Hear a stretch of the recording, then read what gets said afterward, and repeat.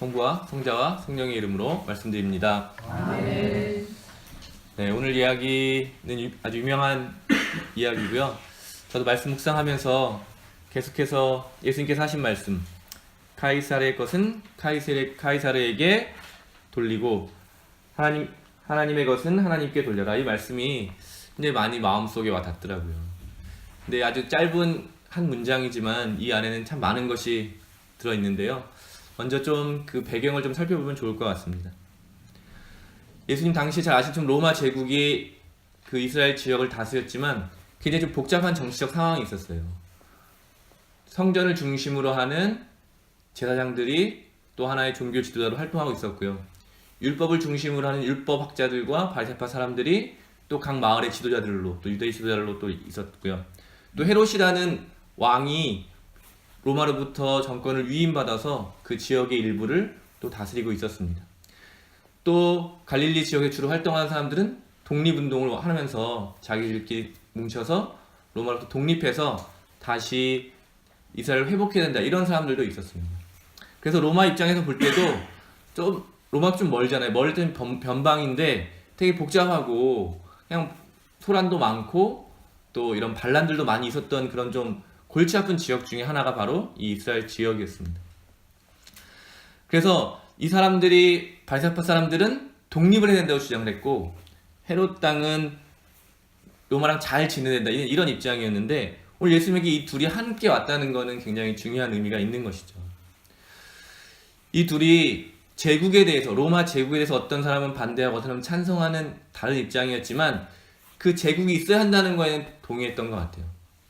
이 세상은 나라가 있어야 되고 그 나라가 질서를 잘 유지해줘서 사람들이 잘 살아야 되고, 그러는 데는 지배자가 있어야 되고 지배를 받는 사람이 있어야 된다, 이런 구조에 대해서는 별로 차이가 없었던 것이죠.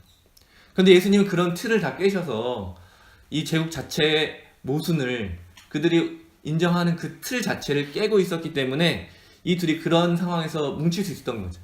공동의 적인 거죠. 그들 서로도 적이지만 그들은 같은 틀 안에 머물러 있었다면 예수님은 다른 틀을, 그 틀을 깨시는 분이었기 때문에 연합해서 예수님을 죽이려고 했던 것입니다. 그래서 그들이 예수님에게 물어본 것이 이제 세금에 관한 문제인데요.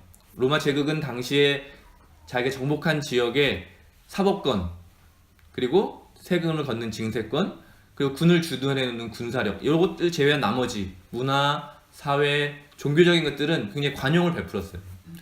그렇기 때문에 예수님한테 하나님을 믿어야 됩니까? 아닙니까? 이런 질문은 별로 유용한 질문이 아닌 거죠. 좀 로마가 관용을 베풀어주기 때문에. 그런데 세금의 문제는 로마가 굉장히 중요시 여기는 것이기 때문에 이 문제는 로마 제국과 직결되는 그런 문제였다는 것을 먼저 알아야 될 것 같습니다. 그래서 예수님에게 이렇게 물어본 거죠. 로마에게 반대해야 됩니까? 아니면 로마 편을 들어야 됩니까? 근데 말씀드렸던 것처럼 그 당시 많은 사람들이 각자 다른 입장을 가지고 있었기 때문에 어떤 대답을 하던 간에 누군가는 예수님을 미워할 수밖에 없는 그런 질문이었던 것입니다. 근데 예수님은 또 그런 질문에 다른 질문을 대답을 하시는 거죠. 너희가 그렇게 이제 무엇을 원하는지를 예수님은 알아차리시고 완전히 다른 것을 이야기해 주고 계신 것입니다.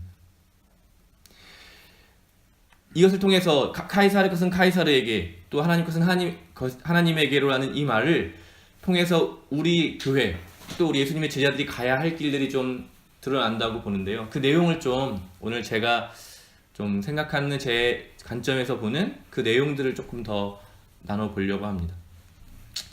예수님께서 제자들 가르치신 여러 가지 말들이 있는데요. 첫 번째는 비폭력의 가르침이 있었던 것 같습니다. 폭력에 대해서 어떻게 맞서야 되는가. 로마 제국을 유지하는 가장 큰 힘 중에 하나가 군사력이었죠. 그에 대해서 어떻게 맞서야 되는가. 예수님이 이제 십자가의 형에 처해지기 전에 그 잡혀가시던 날 밤에 이런 일이 있었죠. 제자 중에 한 명이 칼을 꺼내서 다른 사람의 귀를 잘라버렸습니다. 그때 예수님께서 그 제자에게 이렇게 말씀하셨습니다. 칼을 도로 칼집에 꽂아라. 칼을 쓰는 사람은 칼로 망하는 법이다. 내가 아버지께 청하기만 하면 당장에 12군단도 넘는 천사를 보내주실 수 있다는 것을 모르느냐 하고 말씀하셨습니다. 결국 폭력에 폭력으로 맞서라는 것은 그리스도인의 가르침이 아닌 것이죠. 예수님의 가르침은 폭력에 비폭력으로 저항하라.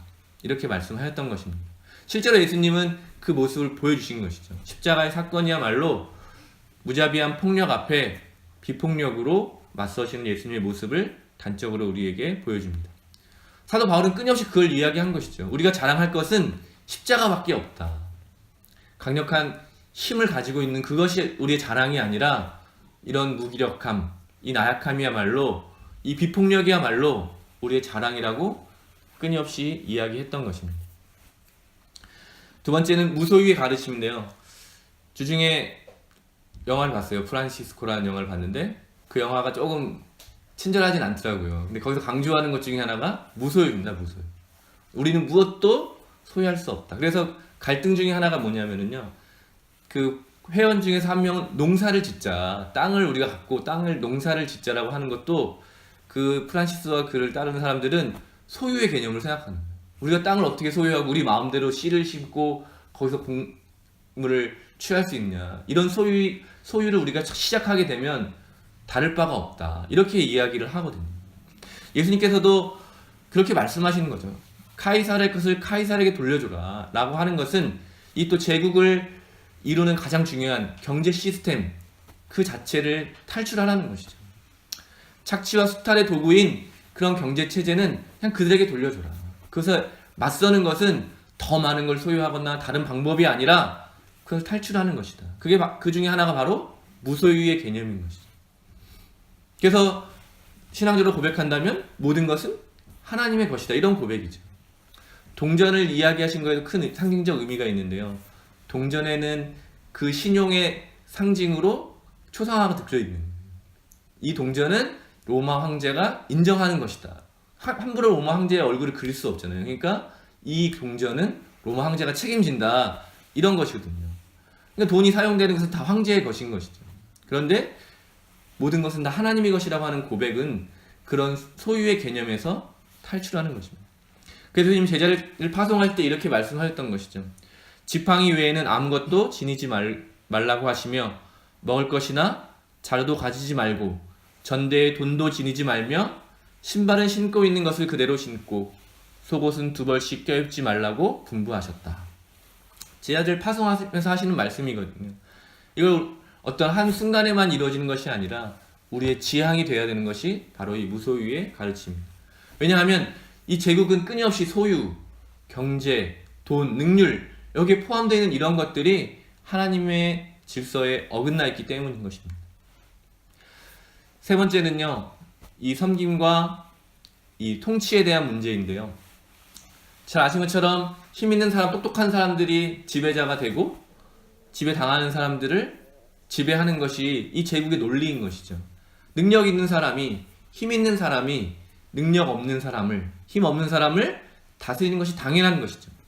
그런데 예수님께서는 제자들 공동체에 몇 번씩이나 강조하신 말씀이 바로 이 섬김에 대한 가르침입니다. 너희 사이에서 높은 사람이 되고자 하는 사람은 남은 섬기는 사람이 되어야 하고 으뜸이 되고자 하는 사람은 종이 되어야 한다. 바로 역설 반대로 이야기하시는 것이죠.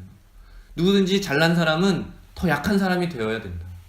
누구든지 더 똑똑한 사람은 더 어리석은 사람이 되어야 한다. 그래서 남을 섬기는 사람, 남을 힘으로 누르는 통치하는 사람이 아니라 섬기는 것이야말로 가장 으뜸되는 가치이다. 이것이 교회 공동체에 선포된 말씀인 것이죠. 이 밖에도 많이 있겠지만 이 세 가지만 보아도 예수님께서 하신 카이사르의 것은 카이사르에게, 하나님의 것은 하나님에게라는 말에 담겨있는 우리의 삶의 태도, 삶의 양식이 어떤 것인지 우리가 알 수 있겠습니다. 결국 잘못된 것을 거절하고 하나님의 뜻을 따르는 삶, 제자도라고도 말할 수 있고요. 또 우리가 예수님의 삶을 따라가는, 예수님을 닮아가는 삶이라고도 표현할 수 있을 것입니다. 결국 하나님의 것을 하나님에게 돌린다라고 하는 것은 다른 말로 표현해 본다면 하나님의 창조 질서를 회복하는 것. 그것일 것 같습니다. 하나님이 우리에게 바라시는 것은 거대한 제국을 만드는 것도 아니고 거대한 제도를 만드는 것도 아니고 뛰어난 작품을 만드는 것도 아니고 단지 우리에게 주어진 이 삶을 기쁨으로 남들과 평화롭게 살아가는 것일 것입니다. 그런 조화로운 세상을 만드시고 하나님께서 하신 말씀이 보시기에 참 좋았다. 이런 말씀을 하신 것이죠. 어저께 그제 이렇게 김근지 교수님 통해서 말씀 배운 것 중에 그런 말씀이 참 많이 와닿았는데요. 공공성. 우리는 홀로 존재하게 창조되지 않았고 창조의 섭리 자체에 공동체적으로 창조되었다라는 섭리가 들어있다. 왜냐하면 둘을 창조하셨기, 남자와 여자 둘을 창조하셨으니까. 그러니까 혼자 존재가 가능하다면 한 명을 창조하셨겠지만 둘을 창조하셨다 라고 하는 것을 통해서 드러난 하나님의 뜻. 우리는 함께 더불어 살아가야 되는 존재이다. 그런데 이 세상은 탐욕과 폭력으로 그것이 이루어져요. 관계가 모든 것이 이익이냐 손해냐, 내 탐욕, 내 욕망이 채워지냐 아니냐, 그것을 어떻게 이룰 것이냐, 주로 폭력적 관계로 이루어지는데 이 공동체는 하나님의 자비와 섬김이라고 하는 방법으로 이루어지는 것이죠. 내가 힘이 더 많으니까 힘없는 애를 내가 마음대로 하겠다, 이런 거는 결코 성서적인 것이 아니죠. 내가 힘이 있다면 힘없는 사람을 어떻게 섬길 것인가, 이걸 고민해야 되는 것이죠. 내가 가진 것이 많다면 내 가진 것으로 모두가 어떻게 하면 다 함께 기쁨을 누리며 살아갈 것인가 라는 것을 고민해야 된다는 것이죠.